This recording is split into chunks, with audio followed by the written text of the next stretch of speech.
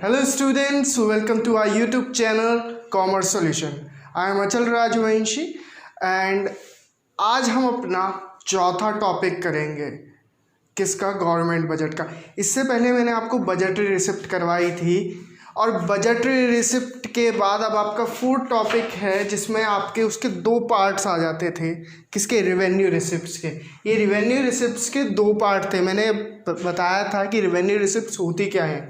Revenue receipts वो receipts होती थी जो रेगुलर अमाउंट की जो पेमेंट होती थी या रेगुलर बेसिस पे जो पेमेंट आती थी सरकार के पास, उसे कहते थे हम रिवेन्यू रिसिप्ट। रेगुलर बेसिस पे जो इनका, उसकी दो पार्ट थे, टैक्स रिसिप्ट और non tax receipt. Tax receipt वो रिसिप्ट्स होती हैं जी जो कंपलसरी होती हैं, कि लोगों को देनी ही देनी है। वो रिसिप्ट कंपलसरी है, एसेंशियल रिसिप्ट पेमेंट्स हैं जो कि लोगों को करनी है। और सरकार के पास वो टैक्स रिसिप्ट क्या होती हैं, ऐसा कंपलसरी होती हैं कि लोग वो पैसा देंगे और वह पैसा रेगुलर बेसिस पे आएगा ही आएगा। कंपलसरी है ये पैसा कि आना ही आना है। ये अदर सोर्सेज से आता है। जो नॉन टैक्स रिसिप्ट है वो अदर सोर्सेज से आता है, बट ये जिस भी सोर्सेज से आता है उन सोर्सेज से हमेशा आपको सरकार को पैसा मिलता ही है। जैसे सबसे पहला पॉइंट हो गया आपका इनकम टैक्स। इनकम टैक्स के बारे में हम जब जानते हैं तो इनकम टैक्स क्या होता है जी? इनकम टैक्स का मतलब होता है किसी भी इंडिविजुअल या किसी भी पर्सन की इनकम पे जो टैक्स लगता है वो क्या होता है? Income tax. किसी इंडिविजुअल की जो इनकम पे लगता है। सपोज रिलायंस है, रिलायंस कंपनी का मालिक कौन है? मुकेश अंबानी। तो मुकेश अंबानी की इनकम पे जो टैक्स लगेगा वो क्या होगा? Income tax. रिलायंस की इनकम पे नहीं, रिलायंस की इनकम तो बहुत ज़्यादा होगी। जो इंडिविजुअल मुकेश अंबानी की इनकम होगी उस पे जो टैक्स लगेगा वो क्या होगा? Income tax. यहीं पे आ जाता है कॉर्पोरेशन टैक्स। मैंने आपको बताया रिलायंस का एग्जांपल लिया है मैंने। जो भी रिलायंस ग्रुप ऑफ इंडस्ट्रीज है उसका मालिक कौन है? मुकेश अंबानी। और मुकेश अंबानी की इनकम पे जो टैक्स लगेगा वो क्या हो गया? Income tax. और जो पूरी उसकी कंपनी की इनकम है, जो उसकी पूरी कंपनी की इनकम हो रहा है, प्रॉफिट हो रहा है, उस पे जो टैक्स लगेगा वो क्या होगा? Corporation tax. वो क्या होगा? Corporation tax. जी समझ नहीं आया बच्चों? ध्यान से सुनो। यहाँ पे मैंने बात करी है इंडिविजुअल। अगर कोई इंडिविजुअल कमा रहा है, अपना कमा रहा है, तो उसकी इनकम पे जो टैक्स लगता है वो क्या होता है? Income tax. बट कोई इंडिविजुअल है, उसकी कंपनी है, उसकी कंपनी अलग है और वो इंडिविजुअल सेपरेट है। सेपरेट आइडेंटिटी हमने पढ़ी थी 11th क्लास में अकाउंट्स में। तो हमने कॉर्पोरेशन टैक्स पढ़ा है। तो कॉर्पोरेशन टैक्स में क्या आ गया कि रिलायंस की जितनी भी कमाई है कंपनी की, उसकी कमाई पे जो उसकी जो नेट इनकम है उस पे जो टैक्स लगेगा वो क्या कहलाएगा? Corporation tax. Estate duty. अब बात आ जाती है ई स्टेट ड्यूटी की जी। ई स्टेट ड्यूटी का मतलब क्या होता है जी? ध्यान से सुनिएगा। ई स्टेट ड्यूटी हमारे यहाँ इंडिया में ई स्टेट ड्यूटी खत्म हो गई। आपने कभी सुना होगा, जो आप कभी किसी की प्रॉपर्टी होती है, सपोज मेरी प्रॉपर्टी है और मैं अपनी प्रॉपर्टी जब मरूंगा, मरने से पहले हर कोई एक विल बनाता है। तो मैं अपनी विल में जिसको भी मेंशन करूंगा उसे मेरी प्रॉपर्टी मिलेगी। सपोज मेरी प्रॉपर्टी है 10 लाख रुपए की, सही है। और अगर मैं विल बनाता हूं उसके अकॉर्डिंग कि मेरी प्रॉपर्टी इस बंदे को मिले या इस पर्सन को मिले, सपोज मेरी प्रॉपर्टी ए नाम के किसी व्यक्ति को मिले, सही है। कितने लाख की? 10 लाख रुपीज की। रुपीज 10 लाख, सही है। तो ये जब प्रॉपर्टी ट्रांसफर होगी, सरकार ये प्रॉपर्टी विल के अकॉर्डिंग ट्रांसफर करेगी तो इस पे टैक्स लगाएगी। सपोज मेरे सन का नाम है ए, सही है। और उसको मिली है मेरी 10 लाख की प्रॉपर्टी। जब 10 लाख की वो प्रॉपर्टी उसे मिलेगी, उस प्रॉपर्टी पे जो टैक्स लगेगा वो क्या कहलाएगा? ई स्टेट ड्यूटी। ये अबॉलिश हो चुका है हमारे यहाँ से। हमारे यहाँ अब इस प्रकार की कोई भी ड्यूटी नहीं लगती है। तो बस आपको एक्सप्लेन करने के लिए है ई स्टेट ड्यूटी। गिफ्ट, आपको पता है कि मैरिजेस में या आपका बर्थडे होता है तो आपको गिफ्ट्स मिलते हैं, सही है। उन गिफ्ट्स पे कोई टैक्स भी नहीं देना पड़ता। बट ये कहा गया है कि अगर किसी इंडिविजुअल को किसी ऐसे से गिफ्ट मिल रहा है जो कि स्ट्रेंजर है और उस गिफ्ट की कीमत 50,000 से ऊपर है, उस गिफ्ट की कीमत अगर 50,000 से ऊपर है तो उस पर कौन सा टैक्स लगेगा? Gift tax. उस पर कौन सा टैक्स लगेगा? Gift tax. मुझे कोई गिफ्ट मिला है, उस पर मुझे टैक्स भरना पड़ेगा, तो उस पर कौन सा टैक्स लगेगा? Gift tax. अब बात आती है कस्टम ड्यूटी। जी, कस्टम ड्यूटी क्या होती है? कस्टम ड्यूटी होती है जब कोई भी प्रोडक्ट बॉर्डर क्रॉस करके हम मंगाते हैं, उस पे हम जो टैक्स देते हैं वो क्या होता है? Custom duty. For an example, suppose मैंने क्या करा, मैंने वहाँ चाइना से मैंने वुडलैंड के शूज़ मंगाए। इंडिया में वुडलैंड के शूज़ बहुत ही महंगे थे, तो मैंने क्या करा, चाइना से वुडलैंड के शूज़ मंगाए। बट मेरा कज़न चाइना से जब वुडलैंड के शूज़ यहाँ पे लेकर आया तो उसे कस्टम में वो माल सबमिट करना पड़ा। उसका कस्टम ऑफिसर ने जब प्रोडक्ट या जब शूज़ छोड़े, जब कस्टम टैक्स पे करा गया था उन्हें, सही है। मैंने शूज़ मंगाए चाइना से, उस समय पे जो मुझे टैक्स देना पड़ा बॉर्डर क्रॉसिंग की वजह से, जो बॉर्डर क्रॉस हुआ उस पे जो टैक्स दिया वो क्या कहलाया? कस्टम ड्यूटी और कस्टम टैक्स। बॉर्डर एक दूसरे का जब क्रॉस करके कोई भी प्रोडक्ट आता है तो उसे क्या कहते हैं? Custom duty. Excise duty. Excise duty ध्यान से सुनिएगा। एक्साइज ड्यूटी क्या होता है?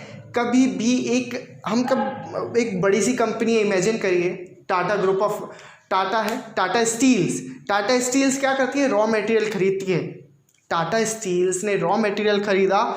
उस रॉ मटेरियल खरीदने के बाद उसने बहुत सारे गुड्स का मैन्युफैक्चरिंग करी, सही है।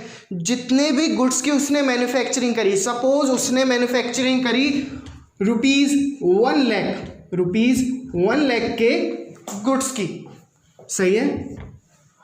तो जितने रुपीस का उसने गुड्स मैन्युफैक्चर करे उस पे उसे टैक्स भरना पड़ेगा, तो वो क्या कहलाएगा? Excise duty. जितना भी मैन्युफैक्चरिंग करी हमने, अपने स्टॉक में जितना भी मैन्युफैक्चर करके माल रख रखा है, उस पे जो टैक्स लगेगा वो क्या होगा? Excise duty. सिंपल शब्दों में, जितना भी मेरे पास माल रखा है बन के, सरकार कहती है आपके जितना भी माल बना रखा है उस पर आपको टैक्स देना पड़ेगा, वो क्या होता है? Excise duty. लास्ट में आता है जीएसटी। आप सबको नोन है कि जीएसटी क्या होता है? गुड्स एंड सर्विसेज टैक्स, सही है।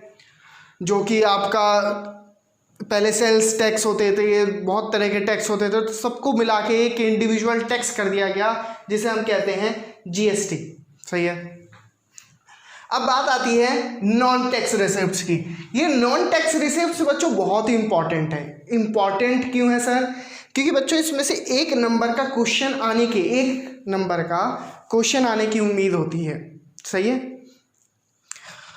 अब सबसे पहले आ जाती है नॉन टैक्स रिसिप्ट्स। मैं नॉन टैक्स रिसिप्ट्स के बारे में बता देता हूँ। ये कंपलसरी पेमेंट नहीं होती, लोगों को पेमेंट करने की ज़रूरत नहीं करनी पड़ती। ये पैसा आता है जब लोग लॉस ब्रेक करते हैं। लॉस कैसे ब्रेक करते हैं सर? सपोज़ मैं अपना व्हीकल चला रहा हूँ, मोटरसाइकिल चला रहा हूँ, और मैं विदाउट हेलमेट के चला रहा हूँ, तो मैंने क्या करा? उस समय पे लॉ ब्रेक करा। लॉ ब्रेक करने की वजह से, जब मैंने लॉ ब्रेक करा, उस लॉ ब्रेक करने की वजह से मुझे फाइन भरना पड़ा, तो वो क्या हो गया? फाइन। और वो किसका पार्ट हो गया? Non tax receipt. भैया नॉन टैक्स रिसिप्ट जो अदर सोर्सेज से आते हैं वो क्या कहलाते हैं? Non tax receipt. दूसरा आ गया फीस। जी फीस क्या होती है? अब आप बच्चे सुनते हैं बर्थ सर्टिफिकेट, डेथ सर्टिफिकेट। जब भी हम बर्थ सर्टिफिकेट इशूड कराते हैं, डेथ सर्टिफिकेट इशू कराते हैं, कोई हमारे यहाँ जब बर्थ होता है तो हमें बर्थ सर्टिफिकेट बनवाने की ज़रूरत पड़ती है। उस बर्थ सर्टिफिकेट को या रजिस्ट्रेशन, बर्थ रजिस्ट्रेशन करवाने के लिए जो हम फीस देते हैं वो क्या हो गई यहाँ पे? नॉर्मल फीस ही कहते हैं उसे। जब भी हम कोई मकान खरीदते हैं, प्रॉपर्टी खरीदते हैं, तो हमें क्या देना पड़ता है? फीस देनी पड़ती है। तो वो फीस कौन सी हो गई?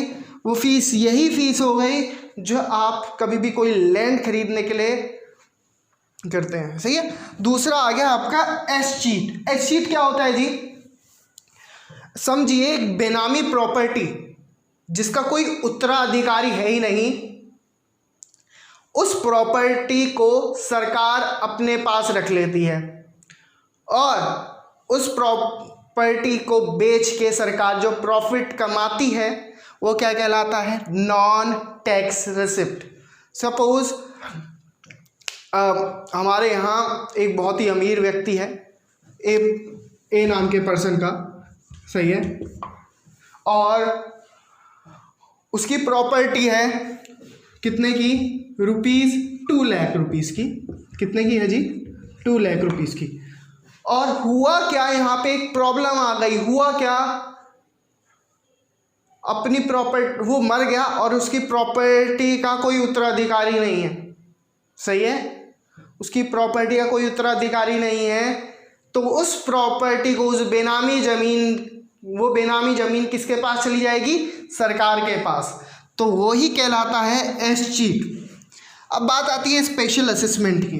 कभी कभी आपने देखा होगा, अगर किसी के घर के पास मॉल होता है, किसी के घर के पास गवर्नमेंट हॉस्पिटल होता है, तो वहाँ पे ज़मीन की कीमत अपने आप ही इंक्रीज़ हो जाती है। होती है नहीं होती? सपोज़ मेरे घर के बराबर में, मेरे घर से दूसरी गली, दूसरी रोड पे एक गवर्नमेंट हॉस्पिटल खुल जाए, तो वहाँ की, उस घर की, मेरे घर की ज़मीन और मेरे घर की कीमत अपने आप ही बढ़ जाएगी। पर यहाँ पे सरकार ने क्या करा? इनिशिएटिव लिया। सरकार ने हॉस्पिटल बनवाया, हॉस्पिटल में जो चार्ज लगा सरकार ने करा। सरकार को भी तो कुछ ना कुछ चाहिए। जो भी आपकी प्रॉपर्टी में बढ़ावा आया, ग्रोथ आई, उसका कुछ परसेंट स्पेशल असेसमेंट के नाम पे वो रख लेती है। सही है। यहाँ पे हमने बताया कि सपोज किसी की प्रॉपर्टी में कुछ भी इंक्रीमेंट आया, सरकार ने कोई इनिशिएटिव लिया, मॉल बनवाया, या कोई भी ऐसा किसी भी प्राइवेट कोई रिलायंस ग्रुप ऑफ इंडस्ट्री ने कोई मॉल बनाया, तो उस मॉल के कारण आसपास की ज़मीनों के रेट क्या हो गए? महंगे हो गए। महंगे होने की वजह से लोगों ने की जो प्रॉपर्टी में इंक्रीज आया था, उस कारण लोगों ने जो टैक्स दिया उसे क्या कहते हैं? Special assessment. अब बात आ जाती है इनकम फ्रॉम पब्लिक इंटरप्राइजेस। हाँ जी, अब सरकार की भी कुछ ना कुछ पब्लिक इंटरप्राइजेस होती हैं। जैसे क्या सर? बच्चों, आपने देखा होगा रेलवे होता है, इंडियन ऑयल हो गया, ये सब सरकार सरकार के पास क्या होता है? सरकार की कंपनियां हैं जो सरकार को रेवेन्यू जनरेट करके देती हैं। अब आपने देखा होगा रेलवे पे किसी का अधिकार है? नहीं जी। रेलवे से जितना भी प्रॉफिट कमाती है, रेलवे से, इंडियन रेलवे से सरकार जितना भी प्रॉफिट कमाती है वो किस में आ जाता है? Income from public enterprises. सही है। रेलवे से जितना भी पैसा कमाया सरकार ने, वो सारा किस में आ गया? Income from public enterprises. अब आ जाती है income from the sale of spectrum like 2G and 3G। जी, आज से 10 साल पहले जब हमारे यहाँ नेट आया था जी, पहले 1G आया था, फिर 2G आया, फिर 3G आया। आपको पता है जो हमारे आसपास रेडियो वेव्स चलती रहती है, रेडियो एक्टिव वेव्स चलती रहती हैं, उसके कारण हमारा जो नेट होता है, नेट चलता है। सही है। तो सरकार इन रेडियो वेव्स को अपनी प्रॉपर्टी मानती है। इन रेडियो वेव्स जो आपके आसपास चल रही हैं उनको अपनी प्रॉपर्टी मानती है। उस प्रॉपर्टी मानने के चक्कर में सरकार क्या करती है, सरकार किसी को भी नहीं हक देती कि आप नेट चलाइए। जैसे अब जियो चला रहा है 4G, तो सरकार को जो यहाँ पे पूरे देश में नेट चलाने की सुविधा है, सरकार को क्या दे रही है जियो, टैक्स भर रही है। जो टैक्स भर रही है वो किस में आ गया, income from sale of spectrum of 2G and 3G। यानी कि हमने क्या करा, जो रेडियो एक्टिव वेव्स हैं, जो 3G स्पेक्ट्रम या 2G स्पेक्ट्रम, इनको क्या कर दिया हमने, सेल आउट कर दिया। इन्हें क्या कर दिया हमने, सेल आउट कर दिया। सरकार ने सेल आउट करा है, सही है। सरकार ने इन्हें क्या करा, इनके बदले में सरकार पैसे ले रही है बड़ी बड़ी कंपनी जैसे जियो से, एयरटेल से, इन सब से क्या ले रही है, पैसे ले रही है। अब लास्ट में आ जाता है ग्रांट एंड डोनेशन। आज ये समय बहुत कोरोना वायरस का चल रहा है, आप सबको पता है। इस समय पे एक पीएम फंड की बात हो रही है, जिसमें पीएम केयर फंड होता है, जिसमें आप सब लोगों ने भी अपने डोनेशन दिए होंगे, सही है। कोई भी ऐसी विपदा आ जाती है, कोई भी परेशानी आ जाती है, तो हर कोई अपनी तरफ से कुछ ना कुछ डोनेशन देता है, ग्रांट्स देता है, सही है। कुछ ना कोई ना कोई ग्रांट देता है, कोई ना कोई डोनेशन देता है। जैसे for an example PM care fund, PM care fund में आप सबने भी लिया होगा, किसी ने 10 रुपये दिए होंगे, किसी ने 100 रुपये दिए होंगे, किसी ने 1000 रुपये दिए होंगे। तो यहाँ पे हम क्या कर रहे हैं, डोनेशन दे रहे हैं। वो जो डोनेशन है, वो जो ग्रांट्स हैं, वो किसका पार्ट है, नॉन टैक्स रिसिप्ट्स का। For an example PM care fund, PM care fund example से आप पूरा क्लियर हो जाएगा, सही है। मैंने यहाँ पे आपको सब चीज़ें क्लियर कर रही दी है, पर ज़्यादा इम्पॉर्टेंट ये है, ज़्यादा इम्पॉर्टेंट अभी भी बताऊँगा, 1 मार्क्स में आ सकता है ये, 1 मार्क्स के लिए बहुत ही इम्पॉर्टेंट है। अगर इसके बाद भी अगर आपको कोई प्रॉब्लम आती है तो आप कमेंट करके मुझसे पूछ सकते हैं, सही है। Thank you so much.